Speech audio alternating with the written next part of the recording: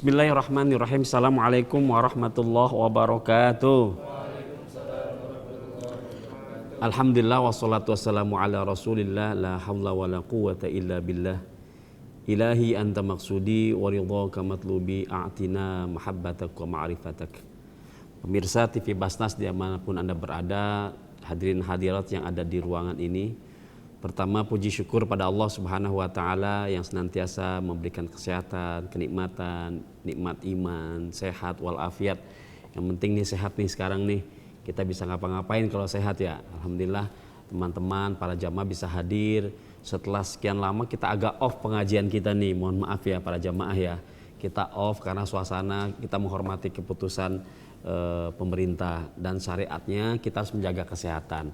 Alhamdulillah kita bisa kajian lagi untuk beberapa kitab yang kita bahas kemarin ya, sudah kita ngaji udah agak kelupaan nih karena kan udah ketutup ya.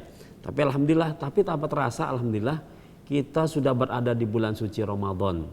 Alhamdulillah. Nah ini kita syukuri nih karena insya Allah Ramadan ini Allah anugerahkan kepada kita bulan yang sangat mulia. Kalau ibarat orang KT itu, orang Jakarta bilang kita ini punya handphone. Kadang-kadang lowbat. Nah kita cesta nih. Nah hari ini kemarin kita yang namanya kita, saya semua ini kan kadang-kadang ada kekurangan, kealpaan pasti karena kita manusia. Al insan mahalun insan wal khata'. Kita ini sering lupa dan sering salah. Katakanlah mestinya masuknya jam 8, kita datang jam 10. Kenapa? Karena kita lupa ada janji gitu. Alhamdulillah ini Allah ingatkan pada kita dengan datangnya bulan suci Ramadan. Ramadan memiliki makna yang sangat dalam buat kehidupan umat Rasulullah SAW. Ramadan artinya juga membakar dalam bahasa Arabnya. Nah apa yang dibakar? Yang dibakar adalah sesuatu yang tidak baik kita hilangkan. Sesuatu nafsu syahwat kita hilangkan. Nafsu makan yang biasanya kita makan 3 kali sehari nih. Mungkin ada yang 4 kali, ada yang 5 kali bisa jadi ya. Makanya sih 3 kali ngemilnya yang banyak. Nah ini nih sekarang diatur ritmenya. Kenapa? Karena tubuh kita juga punya struktur. Ibarat mobil mesinnya diatur juga. Ya saya sekalilah tune up, saya sekali ganti oli. Nah alhamdulillah para pemirsa dan para jamaah yang hadir tempat ini kita sudah berada di bulan suci Ramadan. Dan ini senantiasa harus kita jaga Ramadan ini dengan kegiatan-kegiatan yang sangat baik. Keutamaan Ramadan tadi saya bilang artinya kemudian banyak keutamaan. Siangnya utama, malamnya utama, jamnya utama, menitnya juga utama. Masya Allah, ini bulan khusus. Ada yang tanya, Pak kenapa bulan Ramadan aja? Ya itulah pilihan dan ketetapan Allah Subhanahu wa ta'ala. Dan ini semua memiliki makna. Kata orang santri, ismun yu'ayinu musamma mutlaqa alamuhu ka Ja'farin wa hirniqa. Namanya Ramadan pasti ada makna yang diinginkan oleh Allah. Ada orang namanya Muhammad, pasti diinginkan oleh orang tuanya supaya anaknya itu mulia seperti Nabi Muhammad. Ada orang yang namanya Soleh, dikasih nama sama orang tua nih namanya Soleh. Itu keinginan orang tuanya supaya anaknya soleh. Ada orang namanya Soleh kagak soleh, nggak berbuat baik, nggak sholat, nggak puasa, nggak zakat. Itu bukan soleh namanya. Nah ini mari kita bersyukur. Siapa kita punya nama, Ramadan punya nama, maka ada keinginan kemuliaan Allah yang diinginkan kepada bulan tersebut kepada kita. Nah lantas bagaimana nih? Pertanyaannya, kan Ramadan berulang-ulang nih. Kemarin Alhamdulillah kita dikasih umur bisa berpuasa. Dan jangan lupa sempurnanya puasa dengan zakat. Zakatnya kemana? Ya ke Basnas gitu. Lah kapan saya orang Basnas? Juga harus ke Basnas. Tapi bisa kemana? Ke masjid bisa Pak? Bisa, tapi masjid yang ada panitianya, yang panitianya bisa terkoneksi dengan Basnas-Basnas di daerah di seluruh Indonesia dan tentunya juga lembaga-lembaga zakat yang resmi. Inilah bukti perhatian negara terhadap tafsiran ayat khud min amwalihim shadaqatan tutahhirum wa tuzakkihim biha. Allah perintahkan berzakat, maka kita pemerintah itu melakukan tugas yang sangat mulia dengan membuatkan lembaga badan amil zakat. Ini subhanallah. Bersyukurlah kita berada di negara Indonesia, kita bisa berpuasa dengan bebas. Coba lihat di beberapa kawasan, mau puasa susah, kenapa? Perang mulu. Nih kita doain orang-orang yang perang biar damai ya, kita doain yang di negara-negara Timur Tengah, yang di Rusia, Ukraina, kasihan yang orang umat Islam. Tapi kita harus bersyukur. Kita di Indonesia nih alhamdulillah dapat perhatian dari negara dengan adanya pergerakan zakat dan ibadah kita bisa tenang. Sholat bisa tenang, puasa bisa tenang, kerja bisa tenang, sekolah bisa tenang, apa-apa bisa tenang. Nah, bagaimana kita manfaatkan Ramadan ini secara baik? Sebab ini tidak mungkin akan berulang lagi kehidupan kita ini seperti saat ini. Nah, ini PR kita nih Bapak Ibu sekalian ya. PR kita bagaimana caranya kita bisa ada pengaruh positif dari Ramadan. Hari ini kita sudah puasa yang hari pertama. Alhamdulillah. Ini udah pada sahur belum ya? Udah pada sahur nih? Udah. Udah alhamdulillah. Alhamdulillah. Kalau belum sahur diniatin. Udah niat ya. Alhamdulillah. Hari ini kita mulai puasa dengan harapan. Niatin dalam hati kita. Ya Allah, berikan kekuatan untuk aku melaksanakan ibadah secara baik dan secara iman yang sempurna. Niatkan dalam hati kita. Selain tadi malam kita habis tarawih itu kita doa, ya doa dan niat. Karena itu menjadi sebuah rukun. Jadi harus niat. Untuk membedakan, kenapa sih kita mesti niat? Untuk membedakan antara ibadah dan tidak ibadah. Jadi kalau Bapak Ibu sekalian makan, minum, tidur nggak ada niat, ya cuma begitu doang. Tapi kalau tidur, bekerja, datang kantor, bismillah ya Allah saya niat bekerja jihad untuk menghidupkan keluarga, itu dapat pahala dan dipasrahkan. Nah, satu hal yang menarik teman-teman Bapak Ibu sekalian berbahagia, ada problem di kita nih. Di bulan Ramadan kita bersyukur, kita melakukan ibadah, kita bersyukur dan kita sudah hafal apa yang menjadi kebiasaan kita. Nah, yang paling penting itu adalah ada PR kita istiqomah tidak gitu. Ini yang kita maksud dengan konsisten tidak.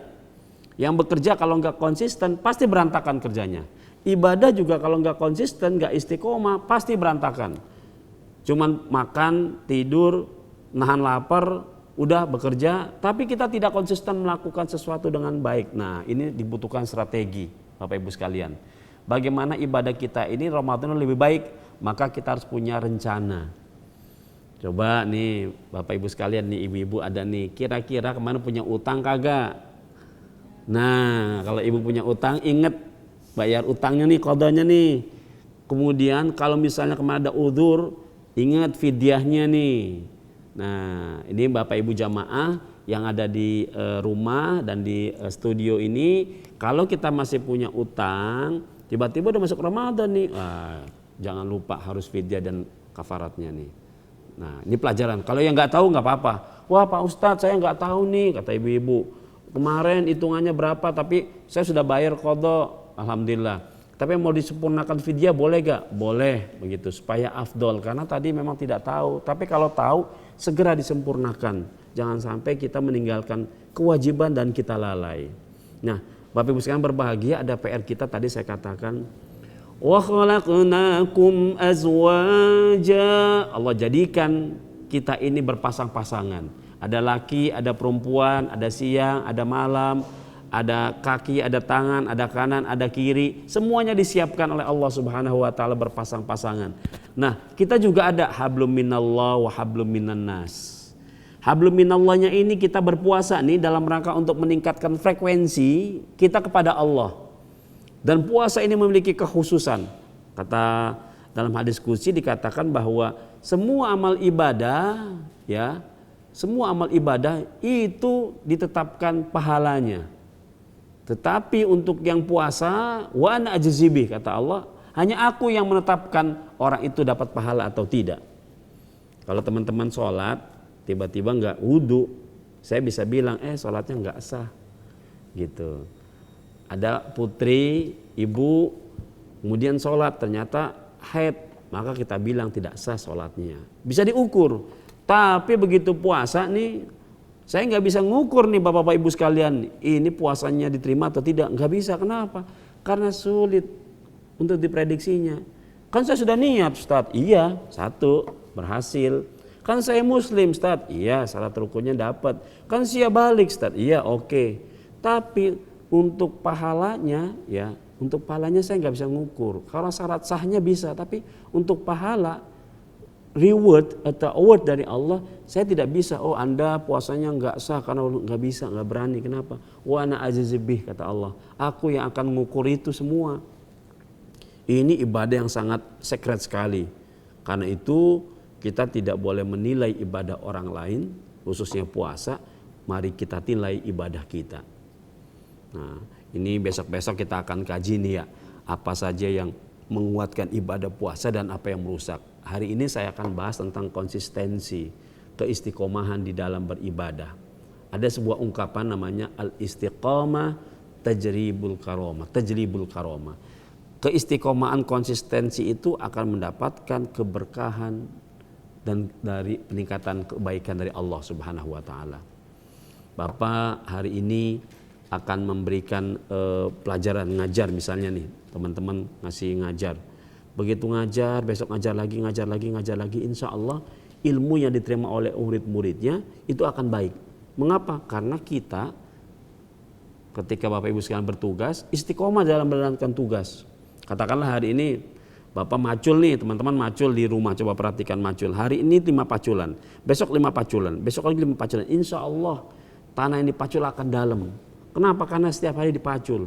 Jadi istiqomah itulah sesuatu yang tidak terputus meskipun dilakukan sangat sedikit. Katakanlah kalau ibadah sholat sunnah, kita sholat tahajud 2 rakaat. Tapi besok 2 rakaat lagi, besok 2 rakaat. Itu lebih baik ketimbang hari ini 12 rakaat, hari ini 11 rakaat, besok 6 rakaat gitu. Setelah itu enggak sholat lagi. Nah, itu tidak akan nyambung koneksitasnya secara kuat, rentetannya. Tapi kalau kita katakanlah tadi sholat sunnahnya, sholat duhanya 2 rakaat, insya Allah itu akan mendapatkan kekuatan keistiqomahan. Jadi bukan hanya ibadahnya saja, tetapi keistiqomahannya itu loh. Kompetensinya itu menjadi meningkat gara-gara konsisten itu. Nih contoh lagi sederhana, teman-teman punya kolom di rumah. Terus diisi 1 ember, insya Allah 3 hari penuh. Tapi kalau diisi hari ini 1 ember, besok kagak, besok lagi ngisi lagi 1 ember, 3 hari kagak bakal penuh. Nah ini sama rahasia ibadah. Jadi bagaimana ibadah kita kepada Allah itu kuncinya istiqomah. Nah terus yang kedua, hablum minan nas, hubungan kita kepada manusia nih. Saya dengan teman-teman, saya dengan jamaah. Ini harus ada koneksitasnya sangat kuat dan harus istiqomah. Kalau nggak istiqomah orang akan lari gitu. Contoh misalnya tadi saya kasih contoh tadi angkat air. Misalnya teman-teman bekerja. Hari ini kerjanya mestinya 5 jam. Besok 5 jam. Besok 5 jam. Yakin pimpinannya, bosnya akan ngelihat, wah, ini bocah bagus nih kerjanya nih. Istiqomah nih. Waktunya tepat terus. Maka pasti orang itu akan memberikan yang terbaik. Terus dilakukan dan tidak ada yang terkurangan, maka insya Allah akan baik. Sama juga di dalam ibadah sosial ini, kata kunci yang paling penting adalah keistiqomahan meskipun sedikit. Bapak Ibu sekalian misalnya sodako 1 hari 2.000 misalnya nih, 2.000 setiap hari, setiap 2.000, ujung-ujungnya banyak. Ketimbang ibu hari ini 10.000, besok kagak. Sudah sekali doang ngilang. Maka tidak akan terkumpul dana yang banyak dan tidak akan banyak memberikan manfaat. 2.000 1 orang setiap hari kali banyak, jadi banyak. Nah, jadi kunci daripada hablum minallah adalah keistiqomahan kita di dalam menjalankan ibadah yang sifatnya ibadah fardiyah dan ibadah sunnah, dan kunci hubungan kita hablum minan nas, sosial kita kepada orang lain adalah juga keistiqomahan untuk terus memberikan yang terbaik kepada orang lain. Ada tetangga kita, dia yang tidak mampu. Kemudian kita hari ini tiap bulan nyumbang ke dia, besok tiap bulan lagi nyumbang ke dia, tiap bulan nyumbang lagi ke dia. Maka insya Allah sumbangan-sumbangan yang kita berikan setiap waktu kepada beliau secara istiqomah, maka itu akan memberikan dampak positif kepada orang tersebut. Nah, Bapak Ibu sekalian berbahagia. Jadi hari pertama ini mari saya mengajak supaya dalam melakukan apapun, baik kepada hubungan kepada Allah, maka kita harus istiqomah. Yang punya wiridan, zikiran, istiqomah, dikumpulin, istilahnya nabung tuh, nabung. Kalau kita ada masalah baru kita baca, kita kuatkan lagi, kita minta tabungan itu akan diberikan secara optimal. Tapi kalau kita enggak istiqomah, nabung zikir, nabung ibadah, nabung sodako, nabung kebaikan apapun, maka kita akan tidak pernah diingatkan atau teringatkan oleh siapapun. Mudah-mudahan ini Ramadan pertama ini tarawehnya kita akan terjaga meskipun kita sibuk di kantor, pulang agak sore malam, misalnya tidak sempat di musola di masjid, sempatkan di rumah gitu. Jangan sampai ditinggalkan. Wah Pak Ustadz, saya tidak bisa full 23 rakaat, saya tidak bisa full 11 rakaat. Udah, langkah yang pertama berapa rakaat dulu, setelah itu istirahat. Yang kedua sholat lagi, tarawih lagi, bisa istirahat. Karena tarawih itu sesuatu yang perlu nyantai. Ya di istirahat itu, tarawih nyantai. Kalau waktu saya tugas di Arab itu, teman-teman ya, itu di negara Qatar yang saya pernah tinggal, itu kalau habis Isya, sholat Isya, kemudian menjelang masuk tarawih, dia masih nunggu dulu, nyantai. Setelah itu 2 rakaat tarawih, kemudian nyantai lagi. 2 rakaat lagi, nyantai lagi. Setelah itu ngopi-ngopi. Di luar tuh disiapin kopi-kopi di masjid-masjid tuh. Setelah itu nanti 1 jam istirahat, masuk lagi ke masjid, ke musola, sholat lagi 2 rakaat. Nyempurnain lagi, sholat lagi 2 rakaat sampai 23, tapi nanti sampai 11 berhenti. Ini beberapa masjid yang saya kunjungin. Nanti dibilang sama imamnya, nanti jam 12 kita datang lagi. Ya taraweh, qiyamul lail untuk menyempurnakan lagi menjadi 20. Nanti di witirnya 3 di akhir, setelah itu pulang untuk sahur. Nah, habis subuh mereka tadarus bentar, tidur. Tuh, itu di beberapa negara Arab tuh. Mereka menikmati puasa ini dengan seperti biasa, tidak ada yang dipaksakan, tidak ada yang begitu dilebihkan, hanya intensitas dan kualitasnya aja lebihkan.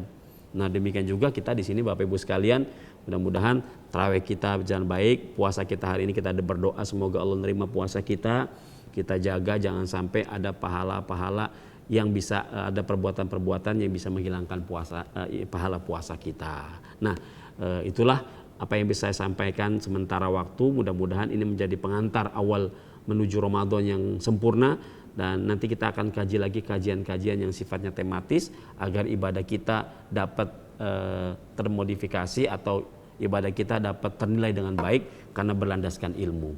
Banyak orang beribadah tapi tidak berilmu atau tidak pakai ilmu ya. Akhirnya apa? Ibadahnya tidak dapat apa-apa, sayang. Jadi kewajiban kita, teman-teman, Bapak Ibu sekalian berbahagia, kita ngaji dan ngaji. Oh ya, sekarang ada pertanyaan nih, saya dapat pertanyaan nih, lembar saya baca ya, para jamaah sebentar nih. Ada jamaah alhamdulillah. Pak Ustadz, saya ingin sekali bertanya nih, saya ingin sekali bisa berzakat dan bersedekah. Tapi saya banyak kebutuhan yang harus diprioritaskan, sehingga rasanya susah sekali untuk mengeluarkan uang untuk berzakat atau bersedekah. Bagaimana Ustadz? Oke, baik, terima kasih. Saya doakan ini yang bertanya diberikan rezekinya. Ketika rezekinya diberikan banyak atau cukup, bisa melaksanakan apa yang diniatkan. Ini sudah baik, sudah ada keinginan, ada kesadaran ingin berzakat, ingin bersedekah. Tapi tidak bisa secara istiqomah mungkin ya, karena banyak kebutuhan buat makan, buat biaya anak, keluarga dan sebagainya. Bagaimana cara mensiasatinya? Begini Bapak Ibu sekalian, bahwa zakat yang kita lakukan, sedekah yang kita lakukan, pahami itu bukan pengurangan dari rezeki kita. Karena zakat itu artinya numu, berkembang. Pasti kalau orang yang berzakat dan bersedekah pasti akan ditambah oleh Allah, pasti itu. Kenapa? Karena namanya zakat artinya numu, berkembang dan bertambah. Dari artinya saja tadi saya bilang kan, yang ismunyu ainu musamma mutlaqo alamu kaja'afrin wahirniko, itu kalau sudah ada merek, pasti merek itu menunjukkan apa yang diinginkan. Sama seperti zakat dan sodakoh. Nah, ketika kita misalnya tidak memiliki yang cukup atau banyak, usahakan walaupun sedikit. Supaya apa? Untuk memancing yang dikit itu dikeluarkan untuk mendapatkan yang banyak. Inilah yang dipakai dengan namanya hukum law attraction. Frekuensinya kita keluarkan, ya, tapi sesungguhnya itu menarik ke kita. Tuh. Kita buang itu untuk menarik. Karena Allah bilang kalau engkau berikan zakat dan sodako, itu merupakan akan bertumbuhnya kebaikan lebih banyak lagi. Itu maknanya ziyadatul khair. Arti zakat dan sedekah itu zakat ziyadatul khair. Yang kedua bermakna tathir wa tazkiyah, untuk mensucikan. Maka sesungguhnya Bapak Ibu sekalian, meskipun kita tidak berkecukupan, segerakan untuk tetap memberikan sedekah dan zakat. Meskipun sedekah itu tidak harus bermakna duit. Senyum, berbuat baik kepada tetangga, ngebantuin tetangga, itu sedekah kita. Dengan harapan kita ikhlaskan bantuan kita kepada tetangga, kepada orang membutuhkan, apa saja tenaga, pikiran dan sebagainya, maka itu akan memberikan kebaikan, feedback kebaikan kepada kita. Nah, zakat Bapak Ibu sekalian jangan diartikan bahwa zakat itu sebuah kewajiban yang harus dimiliki oleh orang yang punya. Nah, untuk yang melatih ya, kalau kita tidak punya, ini untuk pelatihan. Tapi kalau orang yang punya harta, pasti karena syarat rukunnya ada nisabnya, ada haulnya, sebagainya, itu zakat yang malnya. Tapi buat kita yang pelatihan, agar harta kita ini bertambah, dibutuhkan konsistensi, keistiqomahan untuk menanam, sehingga nanti begitu panen akan banyak. Meskipun 1.000, meskipun 100 rupiah, lakukan setiap hari. Dan itu niatkan karena Allah Subhanahu wa Ta'ala. Sekali lagi, untuk yang bertanya, mari kita kuatkan niat kita. Apapun yang kita miliki, kita niatkan untuk memberikan kebaikan. Meskipun kita belum cukup. Malah ada cerita Abdul Al-Mubarak, cerita beliau ingin berangkat haji nih, sudah siap. Begitu mau berangkat haji, ada tetangga yang membutuhkan, ada kegundahan, berangkat haji atau saya bantu itu. Akhirnya beliau putuskan, uang untuk ONH ini diberikan kepada tetangganya yang membutuhkan. Bayangkan apa yang didapat. Ternyata justru Abdullah Mubarak inilah yang beliau mendapatkan kemabruran dari haji. Padahal dia tidak berangkat haji, tapi pahala kemabrurannya didapatkan oleh Allah, diberikan oleh Allah kepada beliau karena tadi memberikan bantuan dan sedekah kepada tetangganya. Itu karena mampu. Sekarang kalau kita tidak mampu, kita punya makanan, kita punya minuman, kita punya sayur atau apa saja, Rasulullah mengajarkan untuk kita saling membagi. Mudah-mudahan ini menjadi awal yang baik dan tolong diniatkan. Ya Allah, semoga sedekah ini menjadi peningkatan ibadah dan hasil puasa kita. Nah, ini ada pertanyaan lagi nih. Assalamualaikum Pak Ustadz. Waalaikumsalam warahmatullahi wabarakatuh. Apakah amalan-amalan terbaik yang bisa saya kerjakan saat Ramadan? Alhamdulillah, ini pas banget nih pertanyaannya nih. Banyak amalan yang bisa kita lakukan di bulan Ramadan ini.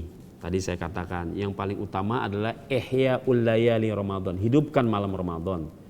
Wa ihya'u nahari Ramadan, hidupkan siang-siangnya Ramadan. Dengan cara apa? Kalau yang kita siang bekerja nih di kantor kita masing-masing, hidupkan dengan semangat bekerja. Wah, saya lemas Ustadz, nggak mampu puasakan. Itu perasaan kita. Lawan perasaan itu dengan ya Allah, ya qawi, wahai zat yang beri kekuatan, berikan kekuatan untuk aku bekerja. Insya Allah itu kita bekerja di Basnas, di kantor, mengajar di mana saja, pahalanya akan dihitung. Karena kita apalagi di bulan Ramadan.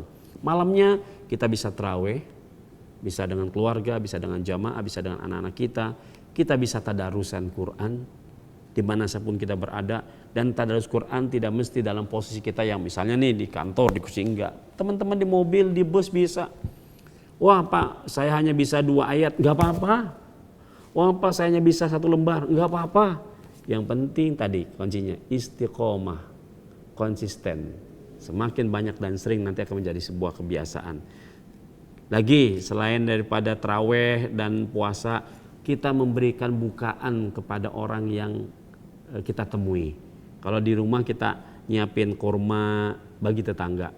Kalau di rumah kita ada perjalanan, begitu azan maghrib kita panggil orang yang di jalanan, kita kasih kurma atau kasih bukaan atau minuman atau apa saja.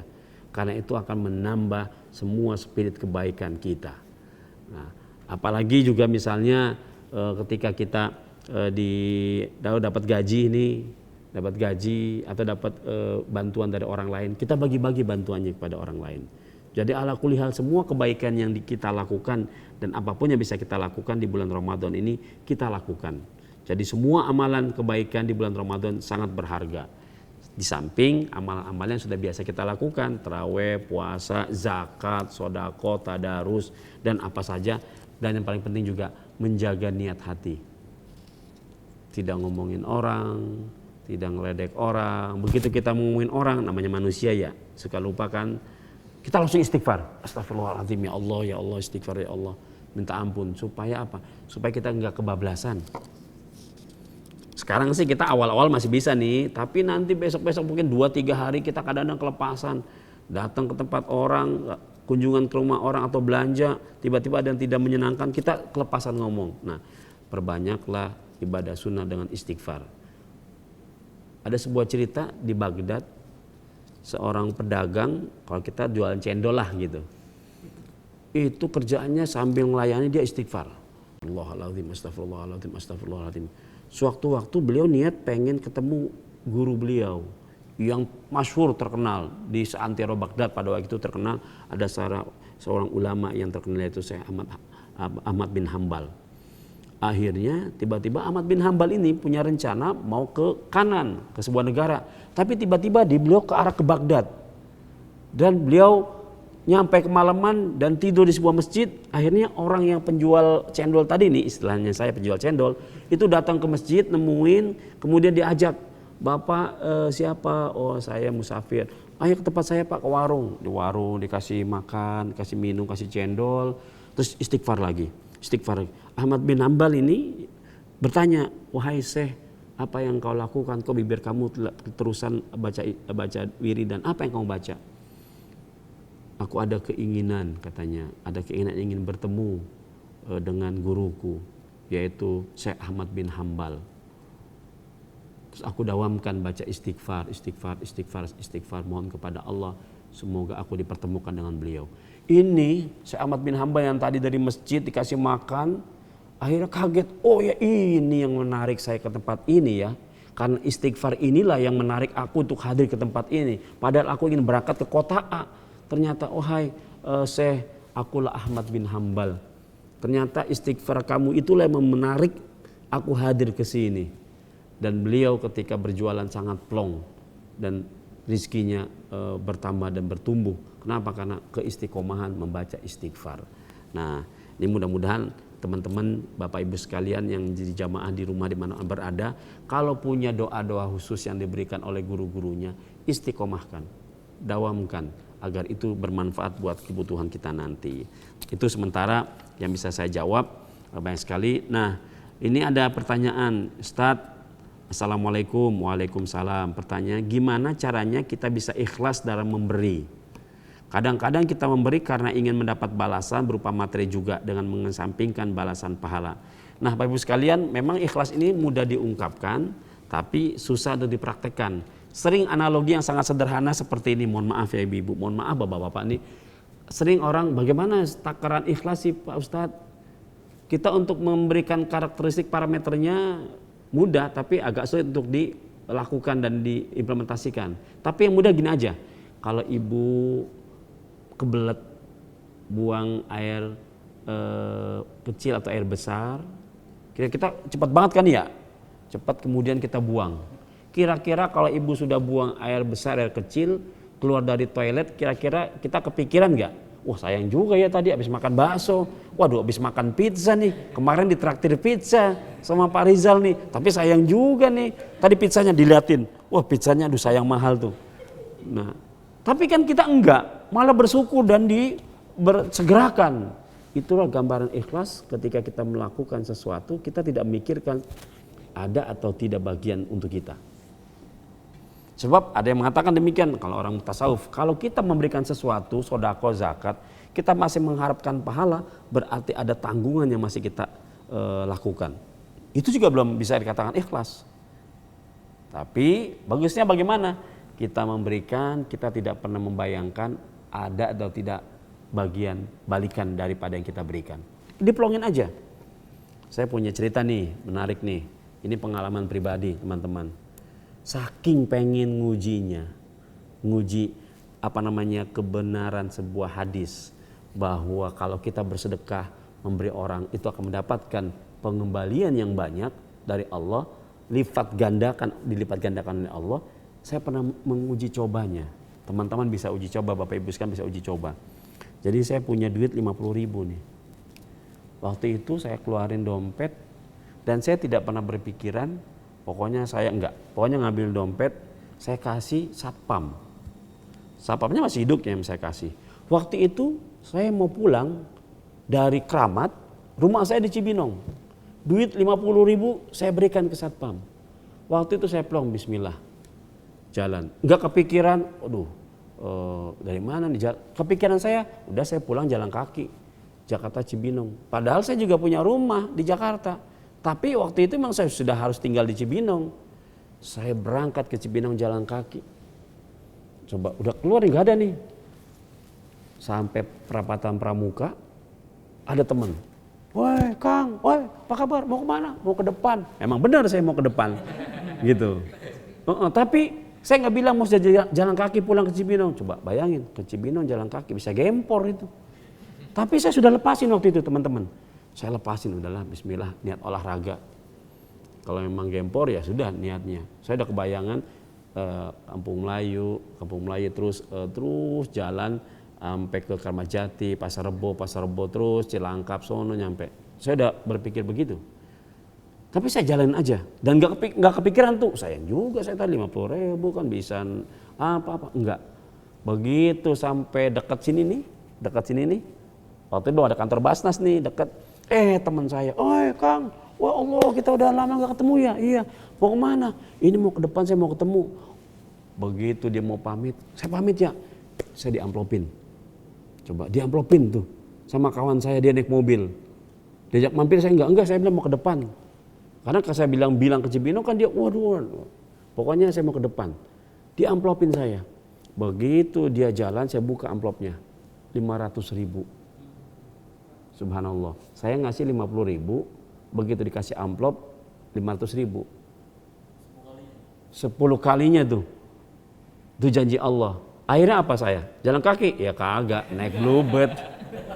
Naik bluebird saya 100.000. Masih untung 400. Oh, bonus 400 tuh. Itu tuh, plong dinolkan, di titik nolkan dan ya Allah, saya ikhlas, saya pasrah. Waktu itu saya bilang begitu, ya Allah saya ikhlas, saya pasrah, mohon bimbingan dan ridhomu ya Allah. Ketika ngomong begitu, Allah gerakkan alam semesta ini untuk mendatangkan kawan saya tadi yang sudah lama tidak ketemu. Yang pertama ketemu teman tapi saya hello doang. Yang kedua dia ngasih amplop. Siapa yang menggerakkan dia ngasih amplop? Semesta digerakkan oleh Allah. Dan saya nggak minta, dan saya ngomong. Tadi tuh law attraction. Begitu kita buang 50.000 maka akan dilipat gandakan 10 kali lipat dan bisa kali 100 kali lipat dan bisa 700 kali lipat. Nah itulah teman-teman. Jadi kalau misalnya kita pengen mengukur keikhlasan itu, ketika kita sudah memberi, kita tidak terpikirkan apa yang kita dapat dari sumbangan ini.